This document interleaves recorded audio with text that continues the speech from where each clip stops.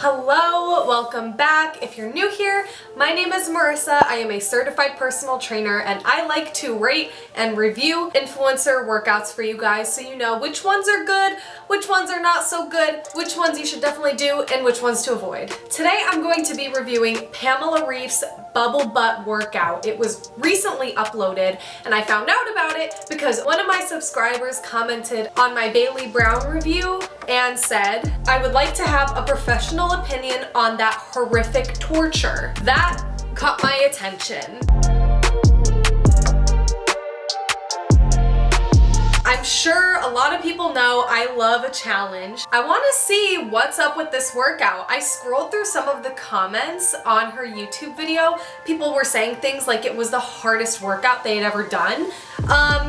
Let's find out if it is or not. First and foremost, the only dumbbell I have in this apartment is 50 pounds. I'm pretty sure it's more like 100 pounds. So there's no way I'm gonna be able to do this workout with a 100-pound dumbbell on my hips. I can already tell you that right away. And I don't think it would be realistic for you guys either. So what I'm gonna do is just use my resistance band. Just so you know, all of my ratings and reviews at the end of the video will be based on not using any added weight. We also have a couple of rules. We have rules. Number 1, never put your butts down to the floor. Always keep it up in the air, even if we change the exercise. Number 2, squeeze your butt cheeks all the time. Don't only lift your hip, but lift your hip by using the power of your booty. Number 3, always push your knees slightly outward, so we also activate the side part of our booty. And number 4, I like how she says if it's booty. getting too hard, don't take a break. Only get rid of your weight and do the exercise with body weight instead, but try to not take a break. I like these rules. Let's put our towel on the hip so it's softer. Put the weight on top. Mine is quite heavy, but that's gonna burn. And we start in 3, 2. Lift your hip, and we only focus on squeezing the booty non-stop. Never release the tension. Put your feet wider apart, and we go into a wide glute bridge. Push your knees outwards and squeeze the side part of your booty. I'm already feeling it. Keep the tension in your booty. I don't like using resistance bands. It makes it so much harder. Wide pulses. Only tiny movements at the very top. Ow, ow, ow, ow. Up, and then we do slight movements with the knees outwards, so we have a tiny abductor movement. I don't think the bubble butt's worth it. I applaud her for doing 22-pound weights with this. Even just the resistance band with itself is a burn. Oh, we're holding. We're holding. Ow, cramp. Okay. Oh. Don't lower your hip. Oh, cramp. As hard as you can. For the next exercise, we're going to go, and now we go even higher. So you hold it, and you go higher. I broke a rule. Hold it and walk your feet way apart, far apart. What? So we are in a different position than normally. We do 5 pulses and last couple of exercises.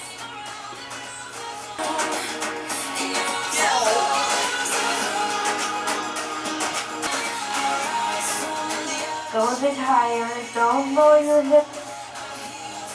Squeeze the... Seems easy at first, but I promise the next one is gonna burn. Stretch out your legs. And now keep your hip up high in the air. I know, there's a... Push your hip up to the Pain, ceiling. pain, Squeeze pain. it tight. I know the inner thigh is burning as well.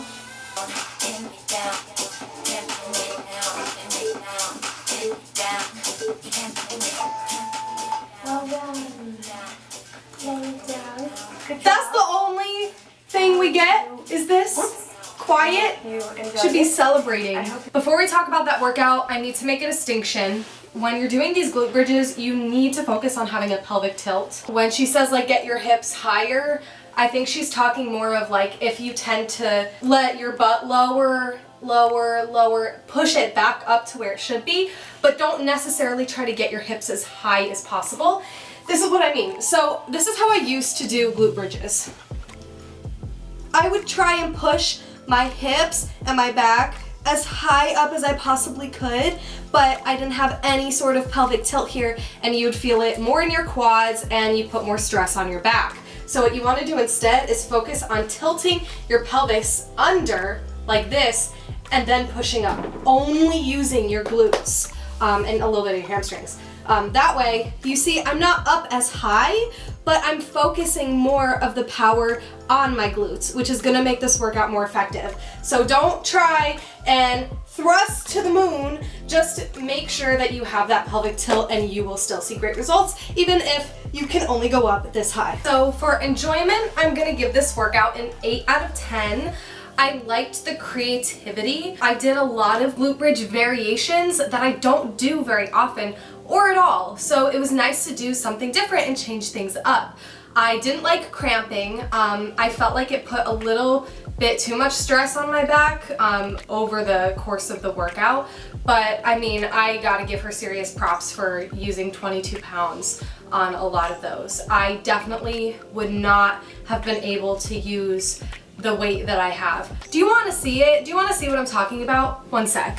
This is my weight. It's very heavy. I feel like it's not 50 pounds like it says, because I know what 50 pounds feels like. This has to be way more. Like, it's extremely heavy. I would not have been able to make it through that workout if I used this. Like, you can hear it rolling, and it sounds like Bigfoot is walking around my apartment just by me rolling it. Intensity, you already know it's a 10 out of 10. I don't even have to say that. Even with no weight, it's a 10 out of 10. I was cramping and I had to stop. Like, there were points where it got too challenging to where I had to lower my butt and I broke some rules. And yeah, that's really all I have to say about the intensity. But let's chat about effectiveness. I think this workout was a 10 out of 10 for effectiveness as well. As long as you're doing your glute bridges correctly, you can get a lot out of this. But what I really appreciate about this workout is the description she has on her video. I love that it's no squats, no jumps, it's knee friendly. She uses equipment, so it's not just a booty blast with no equipment. You can actually feel the resistance. She says, you will like this workout if you need a routine to activate your glutes in the beginning of your leg day. Now, activation isn't 100% necessary. I don't do glute activation other than body weight squats before squatting or doing some deadlifts with the bar. It really helps to develop that mind-muscle connection and help you feel your glutes and feel where you should be having the movement focus on. But for someone who already has good mind-muscle connection and feels like they can go into their workout after a warm-up, have success, and know where they're supposed to be feeling it, then you don't necessarily need this for activation, and you don't need an activation workout regardless. But if you do, this can be a good way to feel it. Because she says this makes sure you use them properly during all of the exercises following, assuming that you're not only gonna do this workout, but go do the rest of your leg day. Like, yes, that workout was intense and it burned, but I don't feel completely burnt out. I could go into my heavier lifting sessions right after this and feel good. Like, I can still walk. I'm gonna be fine tomorrow. It's not gonna make me sore.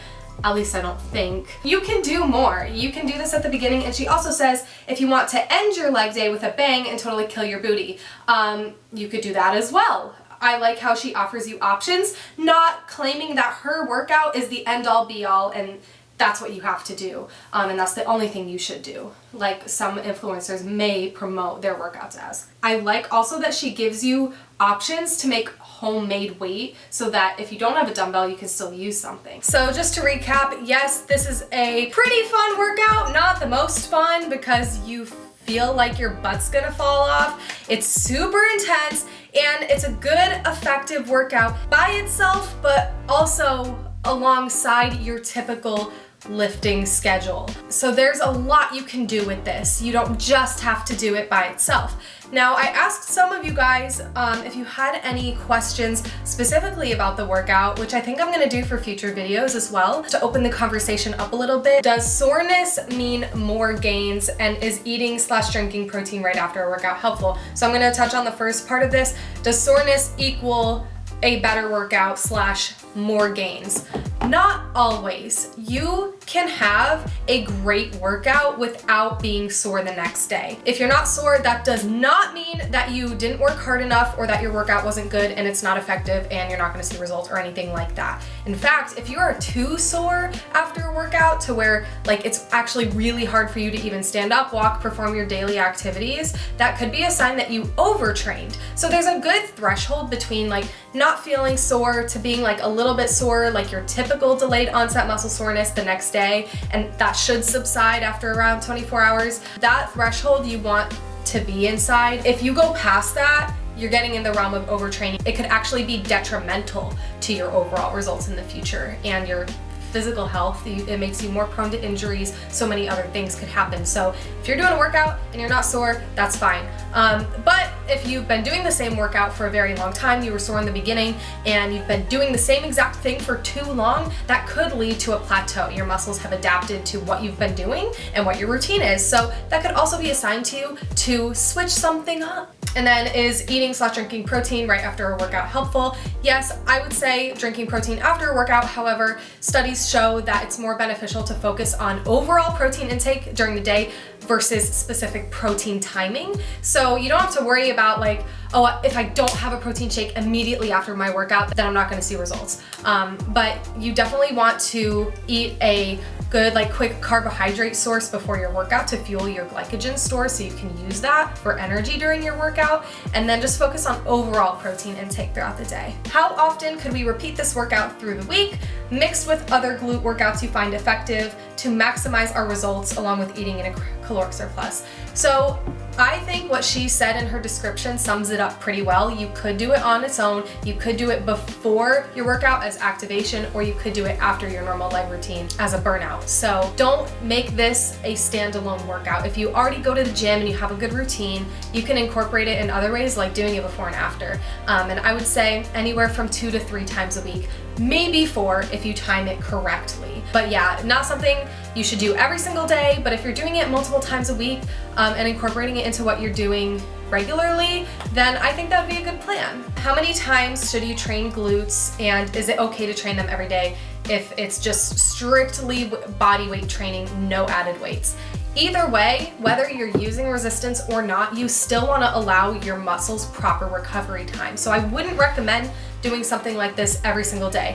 Every other day or every 2 days would be a lot more beneficial to you, so you can allow those muscles to recover and grow in the process. My tips for if you're doing this workout, one was what I talked about with the pelvic tilt earlier, but I also want to touch on warm-ups and cool downs. It is very important to have a proper warm-up and cool down after any workout, but especially this one. Yes, I cramped a little bit. It wasn't crazy and it didn't put me out of commission. I was still able to complete the workout. I had to take like a 10-second break, but that's really no big deal in the long run. If I had spent more time before the workout warming up, I probably wouldn't have cramped like that. So please make sure if you are doing this workout to do at least a 5 to 10 minute warm up beforehand. Some dynamic stretches.